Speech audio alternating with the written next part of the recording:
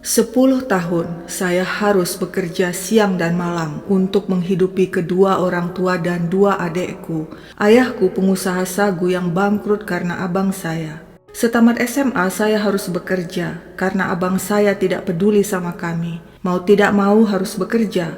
Kalau tidak, bisa tidak makan lagi keluargaku. Adik-adekku pun pasti putus sekolah. Demi menghidupi keluarga, saya bekerja 19 jam sehari, dari pukul 5 pagi dan pulang pukul 11 malam. Saya dulunya pertama kali kerja jadi tukang beli makanan karyawan. Siang malamlah aku harus selalu lalang beli makanan karyawan-karyawan itu. Dan itu sengaja saya minta diberi pekerjaan lembur, supaya gaji saya cukup beli beras buat keluarga. Saya pertama kali kerja tahun 1984 dan gaji saya itu sehari 37.500. Kan ini gak cukup, jadi caranya saya harus lembur biar cukup. Bahkan saking tidak sanggupnya aku kasih uang kos dan makan buat adik saya yang kuliah di Padang, terpaksa dia jadi tukang parut kelapa, tangannya rusak semua itu dulu. Demikianlah curhatan Sujito alias Gito alias Xiao Yangha kepada media. Perjalanan hidupnya yang keras dan berliku akhirnya berhasil membawanya ke puncak. Kini dia jadi pengusaha sukses. Namun tak cukup sampai di situ. Pria yang pernah mengenyam pendidikan di sekolah Al-Wasliyah itu terjun ke dunia politik dan mencalonkan diri sebagai wali kota Siantar, Sumatera Utara periode 2015 hingga 2020 lewat jalur perseorangan. Sujito menggandeng Jumadi sebagai calon wakil wali kota. Visi mereka mewujudkan Siantar baru sebagai kota yang berkembang, adil, rapi, dan unggul. Sedangkan misi mereka sangat mulia, antara lain menjamin ketersediaan layanan pendidikan dan kesehatan, serta mendorong pembangunan kota dan pertumbuhan ekonomi masyarakat Siantar. Kepada pendukungnya, Sujito berjanji jika dirinya terpilih jadi wali kota Siantar, maka dia akan bangun patung Raja Siantar Sang Nawaluh setinggi 25 meter. Sebagai ikon kota pematang Siantar, supaya orang bisa mengenal sejarah asli kota Siantar. Demikian katanya. Namun pada akhirnya langkah Sujito jadi wali kota Siantar gagal. Dia dan pasangannya Jumadi kalah telak dengan perolehan suara pencorot 3,7%. Tapi kalah menang soal biasa toh, apalagi dalam dunia politik. Sujito pun kembali menjalani aktivitas kesehariannya sebagai pengusaha sukses. Sama seperti Sujito yang hidupnya penuh lika-liku, begitu juga dengan Mara Salem Harahap alias Marsal, seorang wartawan Sumatera Utara. Dulu dia sempat bekerja sebagai loper koran, lalu menjadi aktivis dan aktif di LSM, antara lain di Lembaga Aspirasi Seruan Peduli Rakyat atau LASER, Siantar, Simalungun. Pria itu kerap berdemo kasus yang melibatkan pemerintah, pihak swasta maupun masyarakat. Dalam perkembangan selanjutnya, Marsal menjadi wartawan dan memimpin redaksi situs berita online lasernewstoday.com. Lewat situs itu, Marsal dengan berani mengkritik dan membongkar kebobrokan berbagai hal yang terjadi di Sumatera Utara. Karena keberaniannya, dia pernah dijebloskan ke penjara selama 6 bulan, sebab dianggap melakukan pencemaran nama baik lewat tulisannya yang berjudul Proyek Korupsi di RSUD Perdagangan Sumatera Utara 9,1 miliar rupiah. Sekeluar dari bui, Mara Salem alias Marsal tidak jerah. Dia tetap gencar membongkar berbagai hal yang dianggapnya merupakan pelanggaran. Dan belakangan, salah satu hal yang kerap diberitakannya dalam situs online miliknya lasernewstoday.com adalah tentang diskotek Ferrari di Pematang Siantar. Disinyalir diskotek itu selama ini jadi sarang peredaran narkoba. Bagi Marsal, pelanggaran dan kebobrokan harus dibongkar. Hukum harus adil, tidak pandang bulu. Marsal memang telah mendedikasikan hidupnya untuk menegakkan kebenaran. Tugasnya sebagai wartawan memang tidak mudah. Terkadang dirinya khawatir akan keselamatan anak istri. Tugasnya yang seabrek juga membuatnya kerap pulang malam. Seperti malam itu, Jumat 18 Juni 2021, dengan mobil Datsun putih miliknya, dia pulang ke rumahnya di daerah Gunung Maligas, Simalungun. Mobilnya berjalan agak lambat karena kondisi jalan menanjak dan tidak terlalu bagus. Mendadak, ada 2 pria berboncengan dengan sepeda motor menyalipnya, lalu mendekati mobilnya. Saat itu kaca jendela mobil Marshall terbuka. Tiba-tiba terdengar letusan keras. Marshall tersentak. Mobilnya berhenti di tempat meski mesin masih menyala. Paha kirinya berlumuran darah. Suara letusan yang keras mengejutkan warga sekitar. Mereka bergegas keluar rumah dan melihat sebuah mobil putih berhenti di tengah jalan dengan mesin menyala. Betapa terkejut mereka saat mengetahui si pengemudi adalah Marshall sang wartawan yang rumahnya hanya beberapa ratus meter dari posisi mobil. Pria itu terkulai dan terluka parah. Warga pun segera memanggil Bonia, istri Marshall. Sang istri bergegas mendapatkan sang suami di dalam mobil. Paha kiri Marshall berlumuran darah. Pria itu diam, matanya tertutup. Bonia panik dan memeluk suaminya. "Ayah kenapa? Bangun, bangun ayah." Sepasang mata Marshall terbuka. Pria itu menangis sejadi-jadinya. Bonia terus memeluknya, hingga kemudian Marshall diam. Warga segera membawa sang wartawan ke rumah sakit di Siantar, namun terlambat. Setiba di rumah sakit, pria itu dinyatakan telah meninggal dunia. Dia kehabisan darah akibat peluru merobek pahanya. Ada orang yang menembak Marshall. Kejadian itu segera dilaporkan ke polisi. Berita penembakan dan tewasnya Marshall segera tersebar dan mengejutkan insan pers Indonesia. Ratusan wartawan dari berbagai media melakukan unjuk rasa di depan markas Polda Sumatera Utara di Kota Medan. Tak hanya di Sumatera Utara, insan pers di Surabaya yang tergabung dalam Solidaritas Jurnalis Surabaya juga menggelar aksi di depan markas Polda Jatim. Semuanya satu suara, mendesak aparat segera mengungkap tuntas kasus pembunuhan Marasalem Harahap alias Marshall yang selama ini dikenal vokal memberitakan segala bentuk kebobrokan dan pelanggaran dalam upaya menegakkan keadilan. Belakangan, Marshall memang tengah gencar memberitakan lewat situs online laserNewsToday.com tentang adanya dugaan diskotek Ferrari di Siantar jadi sarang peredaran narkoba. Hal tersebut dibenarkan rekan-rekan Marshall yang tergabung dalam situs online tersebut.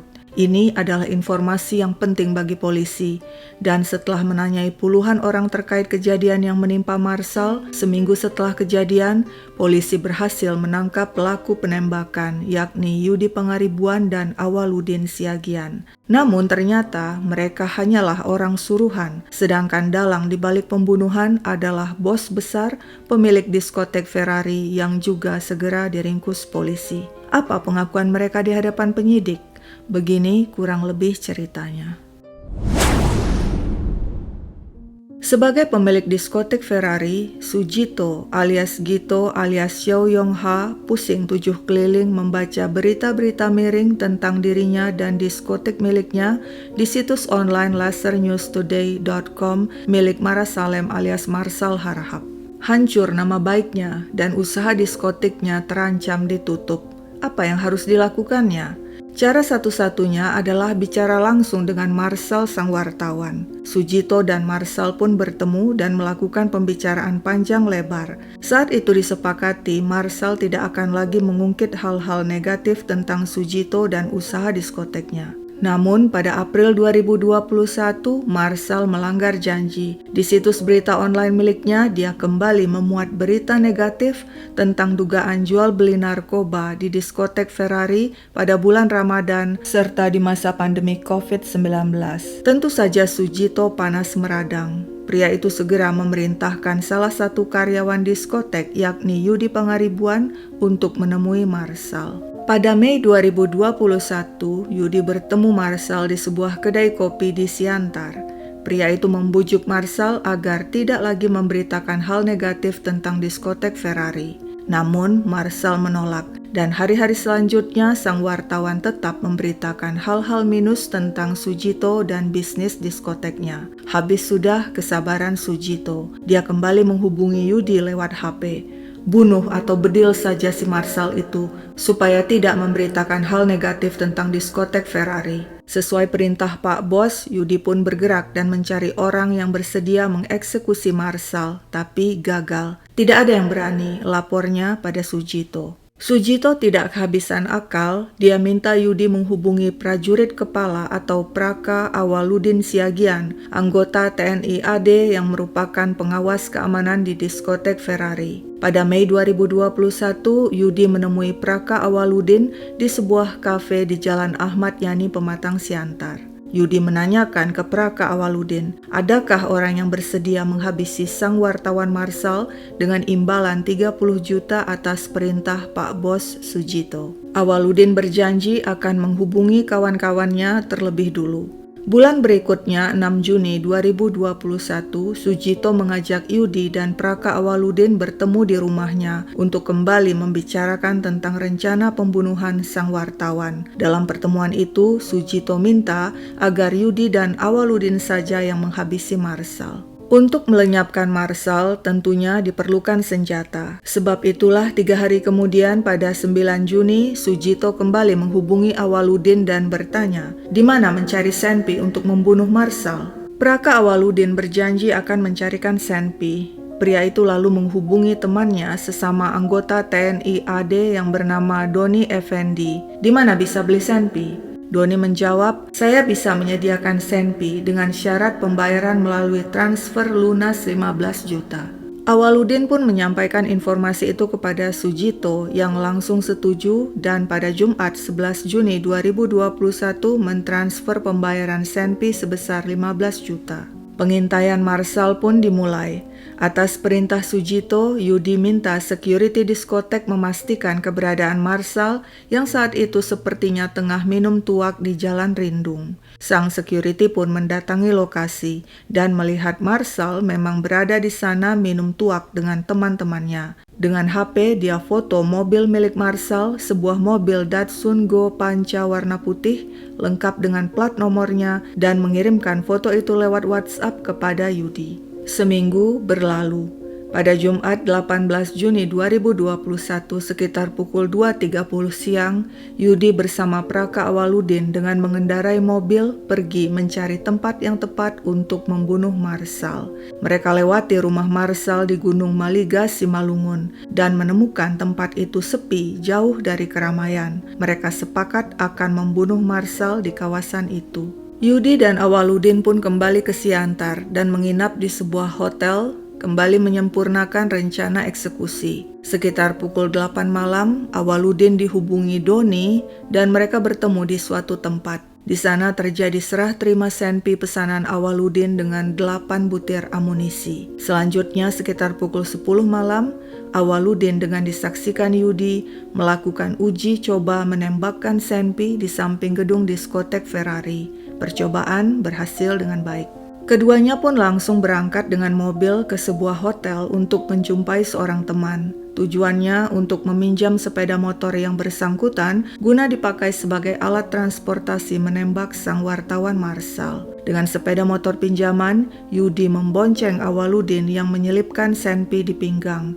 Keduanya menuju lokasi rumah Marsal di daerah Gunung Maligas, Simalungun. Namun setiba di depan rumah Marsal, mereka lihat mobilnya tidak ada, berarti Marsal tidak di rumah. Mereka pun pergi, tapi tak disangka-sangka mereka berpapasan dengan mobil putih milik Marsal. Yudi langsung memacu sepeda motor dan menyalip mobil Marsal. Mobil berhenti, sementara sepeda motor mendekati jendela mobil yang terbuka. Saat itulah Praka Awaludin segera meraih senpi dan dor. Peluru bersarang di paha Marsal. Di tengah gelap, Yudi dan Awaludin bergegas kabur kembali ke Siantar. Pada Sabtu 19 Juni 2021 sekitar pukul 1 dini hari, Yudi dan Awaludin mendapat informasi Marsal sudah meninggal dunia di rumah sakit. Pukul 4 pagi, Yudi menghubungi sang bos Sujito dan melaporkan Marsal sudah tewas ditembak. Hilangkan semua barang bukti, perintah Sujito. Esoknya 20 Juni, Yudi membuang baju dan celana yang dipakainya pada saat kejadian penembakan dan kemudian menyembunyikan senpi di dalam kuburan ayahnya di Jalan Rakuta, Siantar. Selanjutnya, pada pagi 21 Juni, Sujito mentransfer pembayaran sebesar 5 juta dan 10 juta masing-masing ke rekening Yudi dan Awaludin. Lantas sekitar pukul 4 sore, Sujito memerintahkan Yudi membuang HP miliknya dan kemudian mengirim uang 3 juta ke rekening Yudi untuk membeli HP pengganti. Sujito juga ikut membuang HP miliknya karena khawatir kejahatannya terlacak polisi. Dan kekhawatiran Sujito, si mantan calon wali kota, terbukti sebab tak lama kemudian polisi meringkus Yudi, Praka Awaludin, dan dirinya. Demikianlah kronologi kejadian yang disampaikan para pelaku. Kepada penyidik, Sujito mengatakan dirinya marah karena selama ini Marsal telah memerasnya. Ternyata sebenarnya menurut Sujito sudah ada kesepakatan antara dirinya dan Marsal agar sang wartawan menghentikan pemberitaan buruk tentang diskotek Ferrari. Saat itu Marsal menyanggupi asalkan Sujito membayarnya 1 juta rupiah per bulan. Sujito menuruti, namun beberapa waktu kemudian Marsal kembali memuat berita-berita negatif tentang diskotek Ferrari di situs online miliknya, yakni tentang dugaan transaksi jual beli narkoba di diskotik pada bulan Ramadan dan masa pandemi. Saat itu, Sujito kembali memerintahkan anak buahnya Yudi menemui Marsal untuk membicarakan tambahan imbalan per bulan bagi Marsal. Dan Marsal minta 12 juta per bulan plus 2 butir ekstasi setiap hari yang harga sebutirnya mencapai 200.000. Namun permintaan Marsal ditolak sebab pihak Sujito hanya sanggup memberi imbalan 2,5 juta rupiah per bulan. Karena tidak ada kesepakatan, Marsal pun terus memberitakan hal-hal buruk tentang diskotek Ferrari, dan hal itu bikin Sujito murka hingga akhirnya dia nekat membayar orang untuk menghabisi sang wartawan dengan senpi. Senpi yang dipakai adalah jenis Colt buatan Amerika. Berdasarkan pengakuan Praka Awaludin, selain Doni, 2 rekan lainnya sesama anggota TNI juga terlibat dalam penyediaan senpi. Jadi total anggota TNI AD yang terlibat 4 orang. Kepada penyidik, Sujito juga sempat mengatakan sebenarnya dirinya hanya ingin memberi pelajaran bagi Marsal, bukan membunuhnya. Benar atau tidaknya pengakuan Sujito tentang Marsal yang selama ini minta uang tutup mulut padanya, hanya dia dan Marsal lah yang tahu. Kasus yang menggegerkan itu disidangkan di Pengadilan Negeri Simalungun. Terbukti Sujito dan Yudi Pangaribuan melakukan pembunuhan berencana. Mereka divonis penjara seumur hidup. Keduanya mengajukan banding dan di tingkat banding hukuman mereka menjadi 20 tahun penjara. Tapi Sujito dan Yudi tidak puas dan mengajukan kasasi, namun ditolak. Hukuman mereka tetap 20 tahun. Tidak diketahui vonis bagi 3 anggota TNI rekan Praka Awaludin yang membantunya mendapatkan senpi. Tapi yang pasti Praka Awaludin selaku eksekutor telah meninggal dunia saat belum divonis dan masih berstatus tahanan, tepatnya pada 12 September 2021. Awalnya dirinya mengeluh nyeri di dada dan mual, lalu segera dilarikan ke rumah sakit. Namun 4 menit kemudian Praka Awaludin dinyatakan meninggal. Penyebabnya diduga serangan jantung. Kepergian Marasalem Harahap alias Marsal yang tiba-tiba meninggalkan luka mendalam di pihak keluarga, terutama sang istri Bonia. Pernikahannya dengan Marsal sudah berlangsung 16 tahun dan mereka dikaruniai 2 anak yang masih duduk di bangku sekolah. Sebelum kepergian Marsal selamanya, Bonia sempat merasakan sebuah firasat. Entah kenapa, sehari sebelum kejadian, kami sekeluarga pergi makan malam bersama di restoran. Kemudian almarhum memfoto semua keluarga hingga menu makanan yang dihidangkan saat itu, lalu diposting ke akun Facebooknya. Padahal sebelumnya, dia tidak pernah menunjukkan gambar yang berhubungan dengan keluarga untuk melindungi keluarga. Menurut Bonia, Marsal pernah berkata, "Jika terjadi sesuatu padaku, cukup aku yang menanggung. Tidak perlu kalian, keluarga yang kucintai." Dan demikianlah akhir kisah penuh dendam dan intrik ini. Sekian dulu ceritaku, sampai jumpa kapan